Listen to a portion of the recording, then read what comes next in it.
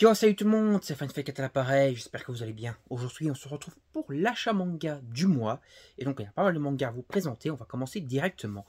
Alors, le tome 8, je crois, si j'ai pas connerie, oui, de la Perfect de City Hunter.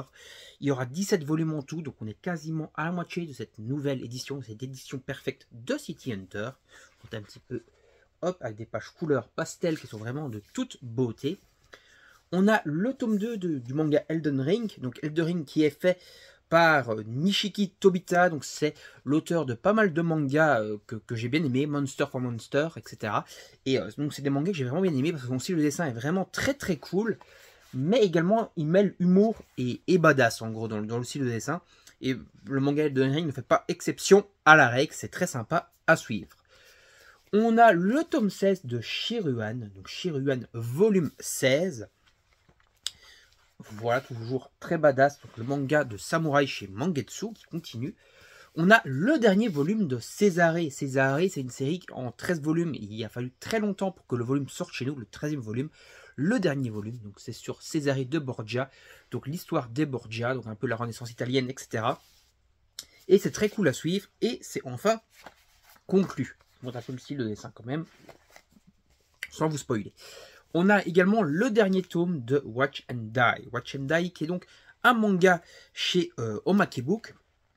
Omake Book qui fait beaucoup de mangas dans le style thriller, dans le style horreur. Là, c'est un manga qui mêle un peu les deux et qui est plutôt très bien fait aussi. Donc ça fait un peu penser à The Ring. Donc là, voilà, c'est une série finie en 4 tomes, donc c'est assez rapide. Un petit manga fantasy avec légende vivante. On a le tome 10 entre les mains. Et donc le tome 10, c'est toujours très sympa, très plaisant à lire. Si vous voulez un petit manga Isekai Fantasy, n'hésitez pas à vous faire les légendes vivantes. En manga, donc, comment dire, e-book, non pas e-book, comment ça s'appelle encore ça maintenant, j'ai un trou de mémoire. Bon, ceci, Solo Leveling, voilà, donc c'est le tome 11, on continue. Putain, je reviens plus sur le terme, je suis vraiment un brel. Webtoon, voilà. Donc c'est le seul webtoon que je fais et il est quand même plaisant à suivre. Voilà. Je me mettrais peut-être à faire d'autres webtoons dans la série, dans des séries. J'en ai quelques-uns d'autres, hein, voilà, mais vraiment c'est celui-là que je suis principalement. Le seul truc toujours qui me rebute un peu, c'est l'odeur en fait. Dans les webtoons, on a vraiment une odeur en fait d'encre, mais comme si ça sentait un peu de la peinture et ça m'agresse un petit peu la tête parfois quand je lis. J'ai eu le cas ça avec le manga sur le roi des singes, qui est aussi un webtoon, on va dire, en ce style-là, et ça m'agressait vraiment quand je lisais. Donc on continue également Orient, Samurai Quest. Il faut savoir qu'il y a un anime. L'anime, il adapte à peu près les 13 tomes de la série. Donc ici, on est plus loin que dans l'anime maintenant. Et voilà, j'espère qu'ils vont faire une suite à l'anime, parce que l'anime est également très cool et plutôt badass. Et on a donc un style de dessin qui est vraiment très très cool. Et on a des combats vraiment très intenses et très badass. On a le tome 21 de Battle Game in 5 Seconds, donc la bataille va commencer dans 5 secondes, qui est donc un manga survival game avec pas mal de combats, pas mal d'actions, pas mal de pouvoirs, et qui est vraiment très stylé, qui continue du coup chez Doki Doki. C'est l'un des plus longues séries chez Doki Doki, parce qu'en général Doki Doki fait des séries courtes, et là c'est plutôt long quoi, et voilà, et c'est plutôt bien, c'est plutôt plaisant à suivre. On a le tome 9 et 10 de Fortnite Apocalypse. Il faut savoir qu'il y a eu un film animé qui se passe entre la fin de Seven Deadly Sins et le début de Fortnite Apocalypse. Voilà, si vous voulez un petit peu en apprendre un peu plus sur le personnage de Tristan, qui est un des personnages principaux du manga, n'hésitez pas à aller voir ce film qui est disponible sur Netflix. Et voilà, le style de dessin de Suzuki, donc de Nabaka Suzuki, reste très fidèle à lui-même. Et voilà, c'est très sympa. On a le deuxième et dernier volume de One Piece épisode A, donc le One Piece épisode sur Ace. C'est seulement en 2 volumes, c'est dessiné par Boichi, donc ça change, c'est pas Ichiro Oda qui dessine. Mais justement, avoir du dessin de Boichi pour du One Piece, ça rend vraiment très très cool, parce que Boichi est quand même un excellent dessinateur. Et du coup, on a des dingueries dans le dessin, et on peut revivre certaines scènes de façon hyper méga badass. Donc voilà, n'hésitez pas à vous prendre ça, c'est seulement en 2 volumes, ça mange pas de pain. Donc on a également Moriarty qui continue avec le tome 18. Le premier arc, la première saga s'est terminée à la fin du tome 14. Et donc depuis le tome 15, on est dans une nouvelle saga. Mais c'est toujours aussi plaisant à lire. L'animé adapté du coup les 14 premiers tomes. Il faut voir s'ils vont faire une suite pour adapter ces nouveaux arcs en anime. Voilà, à mon avis, ils vont attendre en tout cas d'avoir plusieurs tomes. On continue également Shai, le tome 17, avec donc Shai qui est donc un manga de super-héros. Sauf qu'à la différence de My Hero Academia où il y a plein d'héros partout, ici il y a seulement un héros par pays. Et ce héros va devoir combattre des organisations, des espèces de créatures qu'on appelle les ombres, etc. C'est plutôt cool. Donc Loggia, aux éditions Vega Dupuis, le tome 4 qui est le dernier de la série. Voilà, j'ai pas encore eu l'occasion de le lire, mais j'aimais bien les premiers volumes, donc je pense que je vais bien aimer, en espérant qu'il y ait une vraie conclusion, que ce soit pas juste, on va dire, bâclé, on va dire, parce que ça se termine, et voilà, ça serait dommage, quoi. Grosse galette, gros tome, le tome colossal de l'Attaque des Titans Before the Fall. Before the Fall qui va être terminé en 6 volumes, donc on a la moitié maintenant de la série en édition colossale. Je vous montre un petit peu toujours le style de dessin. Hop là, dans cette méga grosse édition qui est très très lourde, je trouve que ça pèse au moins 2 kg par gros volume comme ça. Voilà, c'est très très lourd. On a également le tome 5 de Don't Call It Mystery. Je crois que j'ai le tome 6, à moins que le tome 6 je vous l'ai présenté dans la vidéo précédente. Parce qu'en tout cas il me manquait le tome 5, j'avais acheté le tome 6 et puis j'ai remarqué qu'il me manquait le tome 5. Donc je pense que je vous ai montré le tome 6 dans la vidéo précédente. Donc voilà, je l'ai pris comme ça, la série est à jour. Ouais, c'est une petite série d'enquête chez Noé Végrave, donc avec des belles éditions, hein, voilà, le côté qualitatif des couvertures et tout ça est toujours très bien retranscrit. Et puis voilà, c'est un style un petit peu shoujo, mais c'est sympa de suivre une enquête comme ça, et c'est plutôt stylé. Donc on continue également les Undead Unluck, donc là c'est le tome 13. Voilà, donc c'est toujours le même principe, c'est un peu du One Punch Man au niveau de l'humour, au niveau des combats. Voilà, au niveau un peu du délire, quoi, même au niveau des personnages, hein, qui font quand même très One Punch Man. Voilà, on a l'impression un peu que c'est le, comment il s'appelle le de mémoire, que c'est One, donc l'auteur de, le scénariste de One Punch Man et le dessinateur de base. Après, ça a été repris par Murata au niveau du dessin pour One Punch Man. Ici, ça fait très penser au style de dessin de One plutôt que de Murata, mais c'est quand même très très cool et très stylé à suivre. Voilà, et c'est par Yoshifuma Tozuka. Ça super mal. Vous avez l'habitude avec moi. Donc on continue également Blue Lock, donc manga très intense de football. On a un côté beaucoup plus shonen. Hein. Voilà, il y a Yoashi également qui est beaucoup plus, on va dire, typé réaliste. Là c'est un peu plus arcade, on va dire, donc plus what the fuck, avec des techniques de malade. Je crois que dans ce tome-là, il y a une technique un peu faux folle. J'essaie de vous la retrouver. Je crois que c'est ici. Voilà, le gars quand il shot, ça invoque des lions et tout. Bon, ça invoque pas vraiment un lion, c'est représentatif, mais bon, voilà, ça fait très très shonen, on dirait qu'ils sortent des grosses techniques de psychopathes de leurs pieds et tout.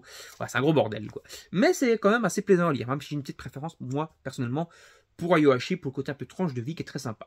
Donc on continue également Shangri-La Frontier. Il faut savoir que Shangri-La Frontier, il y a également un anime qui est en cours de diffusion, je crois, sur Crunchyroll, si je dis pas de conneries, ou sur ADN.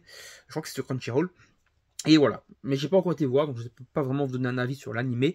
Mais le manga est toujours très plaisant, voilà, ça fait un peu très Sword Art Online, mais avec un peu plus d'humour encore que dans Sword Art Online, qui est quand même très sérieux sur plein d'aspects. Et aussi le dessin est toujours très cool, et voilà. C'est un isekai, hein, mais type jeu vidéo, pas Monde Fantastique et compagnie, là c'est plutôt par un jeu vidéo, mais c'est très bien foutu. Donc on continue également Full Metal Alchemist FMA, le tome 16, donc plus que 2 volumes, mais c'est terminé, parce que ça va être terminé en 18 volumes, cette Perfect édition. La Perfect est toujours très folle, très qualitatif, le papier est vraiment de toute beauté. Voilà, c'est vraiment très très cool cette édition. Voilà. Si vous avez jamais lu Full Metal Alchemist, bah, n'hésitez pas à vous procurer toujours cette Perfect édition qui est vraiment excellente et très qualitatif. En termes de perfect, un peu moins intéressante, en tout cas au niveau de la qualité, toujours Hokage, donc le tome 16 ici, 16, voilà, de l'édition Hokage de Naruto. Voilà, parce qu'il n'y a pas énormément de changements, quoi. Voilà. On te sort les tomes type top, on te met 2-3 pages un peu en couleur pastel, voilà, vraiment pas plus que ça. On te rajoute peut-être 2-3 bricoles à la fin, mais ça reste quand même très très basique. Voilà. Mais si vous avez jamais fait Naruto, si vous avez jamais acheté Naruto, voilà, cette édition Hokage peut être faite pour vous parce qu'elle n'est pas hyper chère, ça vient du coup au prix de 2 tomes classiques. Mais vous avez quand même une petite édition un petit peu nouvelle. Voilà, il faut savoir en fait que l'édition Hokage de Naruto, c'est Kana qui l'a faite de elle-même de A à Z, parce qu'en fait au Japon ils voulaient pas faire une édition perfecte Hokage, et du coup Kana a voulu la faire et ils l'ont fait eux-mêmes, et donc voilà, ils n'avaient pas la matière, le matériel déjà de base qui est au Japon, et du coup ils se sont démerdés par eux-mêmes. Voilà, pour une perfecte faite de toutes pièces on va dire en France, voilà, ils auraient pu faire mieux, voilà. Mais bon, ça reste quand même, on va dire, à peu près correct. Quoi. On a le tome 5 de One Piece, tome 5, 105 de One Piece, j'ai oublié de vous prendre parce que j'ai des goodies de la soirée One Piece. C'est pas grave, je vous montrerai peut-être ça dans une prochaine vidéo.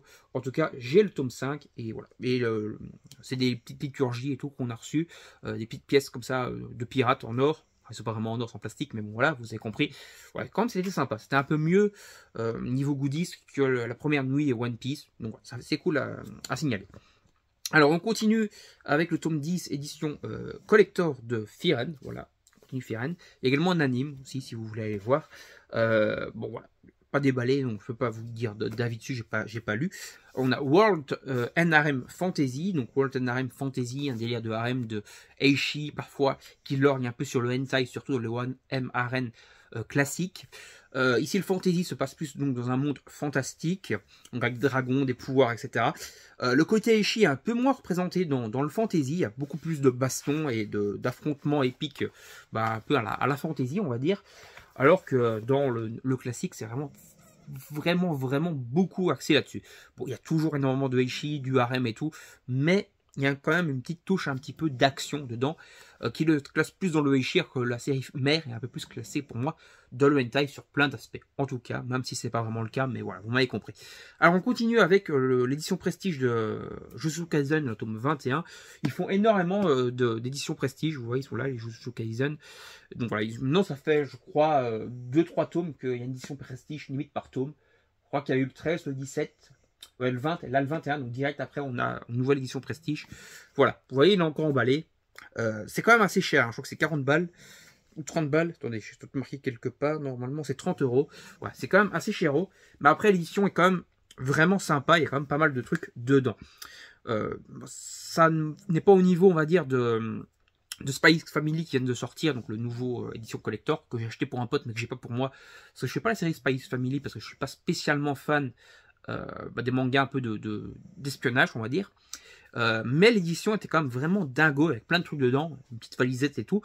Mais après, c'était quand même 40 € l'édition Full Metal Alchemist, l'édition Spy X Family Collector, le nouveau en tout cas. Donc on a World and Harem Fantasy Dungeon machin, donc c'est le 8e tome. C'est un manga Eishi, voilà, fortement Eishi, mais encore une fois, comme pour World and Harem Fantasy, on a quand même des donjons, des combats, un petit peu de badass. C'est quand même beaucoup de Eishi dans ce tome-là, je m'en rends compte. Donc je vais vous montrer une page où il n'y a pas de Eishi. On continue également Kingdom of Ruin, The Kingdom of Ruin. Donc voilà, manga d'action, shonen, dark fantasy assez sombre, avec des pouvoirs, des combats, du badass, du gore. Voilà, vraiment très sympa à suivre. C'est chez Darkana. Et ouais, n'hésitez pas à vous procurer si vous voulez un manga fantasy assez dark et assez sombre. On a également Partenaire 2.0, tome 3. C'est du Eishi, encore une fois, qui lorgne fortement sur le hentai ici. Il y a vraiment beaucoup de prétextes pour du cul, on va dire. Donc voilà. C'est pas forcément le meilleur. Et j'ai lu les premiers tomes, j'ai même pas encore déballé le tome 3. Je continue pour la collection, mais c'est pas mes tomes préférés. Blue Box. J'ai fait une vidéo il n'y a pas longtemps pour en parler. Voilà, donc c'est un petit manga d'amour tout mignon entre deux pratiquants de sport, donc du badminton et du volleyball, si je dis plus de conneries, je trouve que c'est ça. Et voilà, une petite rencontre d'amour, toute mignonne, toute kawaii, sous un fond de sport. On continue également Sido avec le tome 23 et 24. J'avais un peu de retard, je me suis remis normalement potentiellement à jour. Je crois que le tome 25 qui va bientôt sortir. Donc manga de Monsieur Takahashi. Donc voilà, un manga toujours au style de dessin énorme. Donc Takahashi, c'est vraiment une grosse gestion du noir et c'est toujours très bien présenté dans Sido. C'est vraiment très sombre, très sympa à lire. Alors on continue, enfin ça je l'ai acheté par erreur. Donc voilà, à la limite je vais le remettre chez mon libraire. Donc je me suis gouré. Enfin, je pensais que c'était le tome 5 de... Je ne reviens plus sur le nom, que je vais vous montrer là tantôt. Et en fait, j'ai pris au mauvais endroit dans le rayon, je me suis retrouvé avec ça. Et quand je suis revenu une deuxième fois, j'ai pris le bon volume, quoi. Donc on a Coppelion également, donc ça c'est aussi chez Vega Dupuis. Sauf que c'est les mangas qui coûtent toujours 4 € chez Vega Dupuis. Chez Noé Végraphe, je compte des conneries. Donc ces mangas-là, tout le temps, vont coûter 4 €. Donc les 4 premiers tomes, enfin les 3 premiers tomes, c'est déjà 4 €, là c'est encore 4 €. Et on continue, donc ça c'est un manga un peu sur un monde post-apo après une explosion nucléaire au Japon. Et ouais, ça fait plaisant à lire. Voilà, un peu monde survie, débrouillard dans ce monde post-apo. Et on a un budget quand même très cool pour 4 € pour un volume 9, c'est sympa. Après, comme c'est 4 €, on voit qu'ils se foulent beaucoup moins sur les couvertures. Voilà, Noé Graph, ils font des couvertures de dingue pour les tomes, on va dire qu'ils coûtent le prix classique. Et quand c'est les prix où ils ont un peu, voilà, low cost, on va dire, donc à 4 €, voilà, les couvertures, elles sont un peu déglingos, c'est un petit peu du pâté en croûte, ils n'ont pas vraiment fait d'effort, on va dire, à ce niveau-là. Donc J.K. Haru, le manga d'Isekai, encore une fois dans du Eishi. Voilà, en gros, c'est quelqu'un qui se raccade dans un monde fantasy, mais plutôt que de, voilà, je sais pas, de devenir chevalier ou magicienne, comme dans la plupart des Isekai, elle décide de devenir une pute, voilà, dans le monde fantasy. C'est le cas de le dire, c'est ça, c'est ça. Alors, on a le Dragon Quest tome 30, Emblem of Roto, plus que 4 volumes, et c'est fini, on approche de la fin, mais j'ai pas encore lu ce volume-là, donc je peux pas vraiment vous en parler. J'ai pris également le spin-off de Blue Lock, donc voilà, le tome 2 va bientôt sortir, le tome 1 ça faisait un moment qu'il était sorti, mais je l'avais pas encore pris, et voilà, j'ai pas encore eu l'occasion de lire le spin-off, je crois que j'attends d'avoir quelques volumes pour le lire, mais ça reste toujours dans la surenchère au niveau des coups de pied, voilà, qui explosent des murs et tout avec une balle de foot, voilà, dans le shonen pur jus, quoi.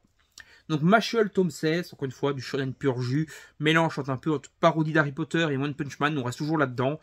On a des combats badass, on a vraiment un gros délire, et ça reste toujours assez plaisant quand même à suivre, même si je trouve que ça devrait plus durer 110 ans. Quoi. Voilà, c'est sympa, mais c'est pas une série qui doit durer 30-40 tomes. Ça. En tout cas, pour ma part. Après, je pense qu'au Japon, ils sont déjà très loin, donc 30-40 tomes, peut-être que ça va les faire au final. Donc, Twilight Banana Koken, tome 15. Je crois qu'il y avait un collector. Voilà, mais ça m'intéresse pas en collector, le Twilight Banana Koken. Voilà, c'est un petit manga passe-partout. C'est l'un des seuls mangas, on va dire, humoristiques que je lis. Mais voilà, ça mérite pas, entre guillemets, que j'investisse dans un collector pour Twilight Banana. Je crois que j'en ai un en plus déjà dans la collection, mais voilà, celui-ci m'intéressait pas plus que ça.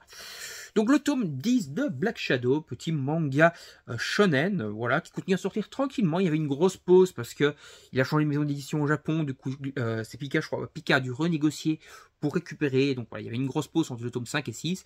Et maintenant, on a à peu près un tome tous les 3-4 mois, comme il y avait au début, quoi, avec les 5 premiers tomes. Et ça reste plaisant à lire. Voilà, c'est un bon manga de shonen. On a commencé un nouvel arc. Le tournoi est fini. On commence un nouvel arc. Et voilà, c'est un petit mélange un peu de Naruto, en Black Clover, avec des beaux combats. Et c'est plutôt stylé. Et on arrive déjà, et oui, au dernier volume de cet achat manga, qui est donc Towa's Arc, tome 3. La série, je crois, va être finie en 4 volumes. C'est par monsieur Kenshiro Sakamoto. Donc c'est l'auteur de Burster Kill et d'autres mangas. De Fairy Tail Happy aussi, qu'on voit là derrière. Voilà, donc le spin-off avec Happy. Voilà, il a fait pas mal de mangas. Il a un peu ainsi le dessin à la Hiro Mashima. C'est aussi pour ça que Hiro Mashima l'a contacté pour faire son manga spin-off sur Happy. Mais voilà, ici, ça reste plaisant à lire, ça reste sympa. J'aime bien l'auteur, j'aime bien Kenshiro Sakamoto. Je vous ferai peut-être une petite vidéo où je parle un peu de toutes ses œuvres plus en détail. Allez, on va s'arrêter là pour cette vidéo. N'hésitez pas à liker, partager la vidéo sur vos réseaux sociaux, à me donner votre avis sur le nouveau tournage, le nouveau format pour les achats manga. Si vous trouvez que comme ça, debout, avec la Mangatech derrière moi, et quand je présente mes tomes et tout, vous trouvez que c'est une bonne chose. Donc n'hésitez pas à vous abonner à la chaîne, activer la petite cloche, commentaire, liker, tutti quanti, vous connaissez le délire. Allez, salut tout le monde, à la prochaine, bye bye.